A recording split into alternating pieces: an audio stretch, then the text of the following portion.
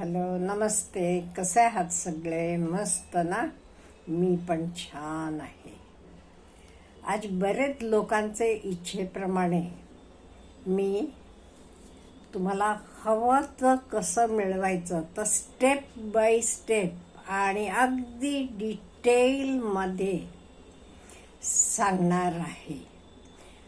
त्यामुळे आता हवे तर मिळवायचं म्हणजे आपल्या काही इच्छा असतात, आपल्या काही ड्रीम्स असतात, स्वप्न असतात. मला अमुक पाहिजे, ते तर मिळवायचं सायन्स आहे. मी तुम्हाला म्हटलं आणि हे सायन्स 100% वर्कआउट करते. ते काही लोकांना का वर्कआउट होत नाही तर पण सांगणार आहे. आपल्या कोणाच्या काय चुका होत असतात तर पण सांगणार आहे. आता हे करताना आपण काय करायला पाहिजे? आपले ब्रेनला ट्रेन करायला पाहिजे. You have to train your brain. आता हे करताना तुमचं ड्रीम काय आहे, तुमची इच्छा काय आहे, तुमचं स्वप्न काय आहे तर तुम्ही रियालिटीमध्ये म्हणजे खरे उतरवायला पाहिजे आणि तर उतरते पण. आता ते काही लोक तुम्ही म्हणाल नाही हो मॅडम, मी करून बघितलं, होत नाही. का होत नाही हे बघा. सपोज कोणा तरी वाटते मला चांगलं जॉब मिळायला पाहिजे, अमुक जॉब आहे चांगला, तो मला मिळायला पाहिजे. ही तुमची इच्छा असते, ड्रीम असते, मनानं तुमचं स्वप्न असते. पण तुमचं आतलं मन काय म्हणते? अहो, तर जॉब तुला कसा मिळणार? आहे का तुझी लायकी तेवढी? तुमचं इनर व्हॉइस म्हणते नाही, तेवढं नाही. तुझं आहे का, तुला येते का तेवढं, तर कुठे तुला मिळणार? असं तुमचे मनात आलं की तर लॉ ऑफ अट्रॅक्शन काम करत नाही. म्हणजे मला काय म्हणायचं इथे, 100% बिलीफ पाहिजे. आता सिंपल टेक्निक्स आहे ह्याला काही फार अवघड नाहीये, अगदी सोपं आहे. पण तुमचे मनाला तुम्ही ट्रेन करावं लागते. त्याला तुम्हाला जरा वेळ लागेल. कोणाला लवकर होईल, कोणाला जरा जास्त वेळ पण लागेल. आता हे करायचं ते कसं करायचं? आपल्याला हवं तसं आपल्याला राहायचं आहे. आणि तुमचं गोल, तुमचं एम, तुमचं स्वप्न हे रिअलिस्टिक व्हायला पाहिजे. आणि तुम्ही रिलॅक्स्ड मूडमध्ये असायला पाहिजे. आता थॉट्स, आपले मनात दिवसाला 50 ते 60,000 विचार येतात. तेच नेगेटिव्ह विचार पण असतात, पॉझिटिव्ह विचार पण असतात. काही डॉमिनंट थॉट्स असतात, म्हणजे वरचेवर तुमच्या मनात तोच विचार येतो. आणि नेगेटिव्ह विचार पण येतात. नेगेटिव्ह विचार का नाही लवकर मॅनिफेस्ट होतात. म्हणून पूर्वीपासून म्हणायचे कधी वाईट विचार करायचा नाही. पूर्वी कसं म्हणायचे, वास्तुपुरुष अस्तु अस्तु तथास्तु म्हणत असतो. आपण जे काही बोललं तेव्हा वास्तुपुरुषांना तथास्तु किंवा अस्तु म्हणाला की तसेच तसं होते. हे बघा, हे आत्ता आपण ह्याला लॉ ऑफ मॅनिफेस्टेशन म्हणू, अट्रॅक्शन म्हणू, काही पूर्वी पण भारतात आपले संस्कृतीत हा लॉ ऑफ अट्रॅक्शन होता. फक्त त्याला नाव वेगळं होतं एवढंच. आणि कुठल्याच प्रकारचं तुम्ही प्रेशर घ्यायचं नाही. प्रेशर घ्यायचं नाही म्हणजे काय, निवांत रिलॅक्स्ड मूडमध्ये असायचं. तुम्ही जास्त प्रेशर घेतला की वर्कआउट करायला त्याला अवघड पडते. आता हे कधी वर्कआउट होते? जेव्हा मी सांगितलं फ्रिक्वेन्सी, तुमचे विचार आणि त्याची फ्रिक्वेन्सी आणि ॲक्शन हे सगळं एका लेवलला येते, फ्रिक्वेन्सी लेवल एक होतीये तेव्हा येणार. आता सपोज मी फोन केला, मी सुरेखा पाटील ताईंना फोन केला, त्यांचा नंबर मी डायल केला तरच त्यांना फोन लागणार. एकाच नंबर इकडे तिकडे गेला की नंबर लागणार का? नाही लागणार. का? तिथे फ्रिक्वेन्सी चुकली. असंच होते. किंवा तुम्हाला हवं तर रेडिओ स्टेशन तुम्ही लावता, त्या फ्रिक्वेन्सीवर असते तर म्हणून तो रेडिओ स्टेशन तुम्हाला लागते. त्यामुळे इथे सुद्धा आपलं फ्रिक्वेन्सी लेवल, ॲक्शन सगळं एका फ्रिक्वेन्सी लेवलला आपण ठेवायला पाहिजे. त्याच्याशिवाय हे तुम्ही कधी मॅनिफेस्टेशन मनात तुमचे विचार आणायचे? मी सांगितलं पहाटे आणि रात्री. कधी करायचं? पहाटे आणि रात्री. केव्हा? तेव्हा थंड असते, आपलं मन शांत असते, दुसरे काही विचार येत नाही आणि नेगेटिव्ह विचार आणायचे नाही. आणले की काय होते? सपोज मी तुम्हाला म्हटलं की तुमचे आईला तुमचे डोळ्यासमोर आणू नका, आईचा विचार आणू नका, असं म्हटलं की काय होणार? तुमचे डोळ्यासमोर आईचाच विचार येणार. त्यामुळे कुठलाच नेगेटिव्ह हे तुम्ही कायम एफर्मेशन करताना कायम पॉझिटिव्ह असायला पाहिजे आणि कायम ते प्रेझेंट टेन्समध्ये असायला पाहिजे. का? म्हणजे सबकॉन्शियस माइंडला प्रेझेंट, पास्ट, फ्युचर काही कळत नाही. मला पूर्वीची गरिबी नको म्हणता, सबकॉन्शियस माइंडला गरिबी एवढ्याच येणार, गरिबी चिकटून राहणार. त्यामुळे नाही, कुठले तुम्ही नेगेटिव्ह ते आणायचं नाही, प्रेझेंट टेन्समध्ये ठेवायचं.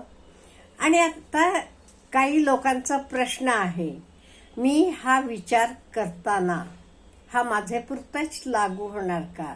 किंवा काही लोकांचं असं असते बघा, तुमचा कोणी आहे ते मित्राचं तुमचं चांगलं पटत नाहीये, मग नाही बाबा त्याला गरिबीच आण, त्याला गरीबच कर म्हणाला की तो गरीब होणार का? तुमच्या मनाला काय कळणार? फक्त गरीब. त्यामुळे त्याला काही गरिबी येणार नाही, पण तुम्हाला गरिबी येईल. त्यामुळे कधी विचार करताना हे तर चांगले विचार करायचे, वाईट विचार करायचा नाही. वाईट शब्द आणला की तो वाईट शब्द तुम्हाला लागेल. त्यामुळे बिलकुल पॉझिटिव्ह आणि चांगले विचार आणायचे. कधी कधी तुम्ही म्हणाल, नाही हो मॅडम, तो अमुक करतो, तमुक करतो, चांगलं बोलतो, चांगलं वागतो, तरी त्याचं का होत नाही चांगलं? इथे कधीतरी का नाही कर्म थिअरी पण कामाला येते. कर्म थिअरी म्हणजे काय? आपण काही वाईट केलेलं असलं, तपासचं असेल, करेंटचं असेल, कुठलाही संचित कर्म असेल, एवढ्यासाठी आपण म्हणतो चांगलंच करत जायचं.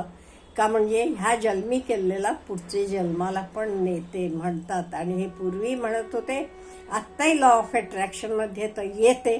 म्हणून मी म्हणते कायम आपण चांगलं कर्म करत जायचं. का? म्हणजे कधी कधी तुम्ही म्हणाल, हा माणूस बघा सगळं चांगलं करतो, चांगलं बोलतो, चांगलं हे करतो, तरी त्याचं चांगलं होत नाही का? अशा वेळी कुठेतरी संचित कर्म म्हणा, म्हणजे पूर्वीपासून काही आलेलं त्याला अफेक्ट करत असू शकते. आणि त्याच्याशिवाय एखाद्याचा विचार करण्याची पद्धत, आता हे बघा समोर एकच गोष्ट दिसत असली, आपण सगळे बघत असलो तरी प्रत्येकाचा विचार वेगवेगळा होईल. सपोज एक वॉटरफॉल आपण सगळे बघत असतो, कवी म्हणेल किती सुंदर छान कविता मी करू शकतो हे वॉटरफॉलवर. शेतकऱ्याला वाटेल माझे शेतात हे पाणी एवढं मिळालं की मी किती छान केलं असतं. इंडस्ट्रियलिस्ट म्हणेल इंडस्ट्रीला किती बरं होईल एवढं पाणी मिळालं की. म्हणजे एकाच विचार वेगवेगळे असतात. त्यामुळे ह्याचं पण मॅनिफेस्टेशन पण प्रत्येकाला वेगवेगळं होऊ शकते. आणि त्याच्याशिवाय पूर्वी पण म्हणायचे बघा, जिभेवर सरस्वती असते, चांगलं बोलत जायला पाहिजे. लॉ ऑफ अट्रॅक्शन मध्ये पण तोच आहे, आपण चांगलंच बोलायचं. का म्हणजे पास्ट लाईफ मधनं पण आपल्याला कर्म येऊ शकते. त्यामुळे आपल्याला पुढचे जन्मी तर काही न्यायचं नाही. म्हणून हे जन्माचं तरी आपल्या हातात आहे. गेल्या जन्मात आपण काय केलंय आपल्याला माहीत नाहीये. त्यामुळे हे जन्माचं तरी आपण पुढे कॅरी ओव्हर करू नये. म्हणून आपण चांगलं करत जायचं, चांगलं बोलत जायचं, कोणाचंही चांगलं करत जायचं. त्यामुळे लॉ ऑफ मॅनिफेस्टेशनला एक म्हणजे स्ट्रॉंग बिलीफ पाहिजे. आपण नाही ते मनात म्हणायचं अमुक करायचं, आतल्या आत मन म्हणते, तुमचं इनर व्हॉइस म्हणतो आम्ही, अंतर्मन हे म्हणते होईल का नाही, माझ्याकडे तेवढी ताकद कुठे आहे, किंवा आमच्यात कोण आहे एवढा बड्या झालेला, कोण वडील आहेत, आजोबा आहेत, पणजोबा आहेत, मग कुठे ना, असं तुमचं अंतर्मन सांगत असलं की नाही, फ्रिक्वेन्सीज तिथे चुकतात आणि सबकॉन्शियस माइंडला तर पोचत नाही. त्यामुळे तुमची बिलीफ स्ट्रॉंग ठेवा आणि सगळ्या फ्रिक्वेन्सीज मॅच होत जाऊ दे आणि तुमचं कर्म करत जायचं. नाही ते तुम्ही म्हणाल नुसतं म्हणत बसलं की होते का मॅडम, नाही होत, नाही होत. अट्रॅक्शन मध्ये ऍक्शन येते. त्यामुळे action is very very important. त्यामुळे ऍक्शन करत जायचं. त्यामुळे ह्या सगळ्या फ्रिक्वेन्सीज मिळून यायला पाहिजे. मी सांगितल्यासारखं मी कोणालाही फोन लावला, आता राऊत ताईंना मी फोन लावला, त्यांचा नंबर दाबला तरच त्यांना फोन पोचणार. मी फोनमध्ये काही नंबरमध्ये एकाच चूक केली तरी नाही पोचणार. तसंच इथे पण आहे. आपण लॉ ऑफ अट्रॅक्शन फॉलो करताना तंतोतंत पाळायला पाहिजे. आपले विचार, आपले फिलिंग्स म्हणजे भावना, आपलं ऍक्शन हे सगळं एका फ्रिक्वेन्सीमध्ये यायला पाहिजे आणि कुठलेच नेगेटिव्ह विचार येता कामा नये. त्यामुळे आपण आपल्या माइंडला, आपले ब्रेनला असं ट्रेन करायला पाहिजे तर कायम पॉझिटिव्ह विचार करत असेल. आणि कधी कधी असं पण होऊ शकते बघा, एका तुम्ही खूप ट्राय करता, सगळं करता तरी तर होत नाही. अशा वेळी तर होत नाही म्हणजे चांगल्यासाठी होत नसते, लक्षात ठेवा. मला एका मुलीनंच सांगितलेलं मी सांगते, तिचा स्वतःचा अनुभव आहे. तिला तिचे घरासमोरचा एक मुलगा खूप आवडायचा. त्यामुळे ती लॉ ऑफ मॅनिफेस्टेशन सारखं व्हिज्युअलाइज करायची. त्याच्याशी तिचं लग्न झाले, अमुक झाले, सगळं तिनं किती केलं तरी त्याच्याशी तिचं लग्न झालं नाही. तिचं दुसरे कोणाशी तरी लग्न झालं आणि लग्न तिचं झाल्यावर तिनं बघितलं हे मुलाचंही लग्न झालेलं होतं दुसऱ्या मुलीबरोबर. पण हा मुलगा ऍक्सिडेंटना हे झाला, वारला. मग तिला कळलं, तेव्हा लॉ ऑफ अट्रॅक्शनना मुद्दाम मला तर मिळवू दिलं नाही का, ब्रह्मांडाला माहित होतं त्याचं आयुष्य कमी आहे म्हणून तुला सुख मिळणार नाही त्यातनं. म्हणून ती इच्छा देवानं तिची पूर्ण केली नाही. आज मला वाटते हो ती इच्छा मुद्दाम देवानं पूर्ण. त्यामुळे कधी कधी असं पण होते, तुम्ही सगळं काही फुल बिलीफ व्यवस्थित करत असता तरी तुमची इच्छा पूर्ण झाली नाही म्हणजे तिथे काहीतरी पुढे गडबड होणार असते. म्हणून देवानं तुम्हाला सुखाचे वाटेवरनं जायला नेलेलं असते. हे नंतर कधीतरी तुम्हाला जाणवते आणि कळते.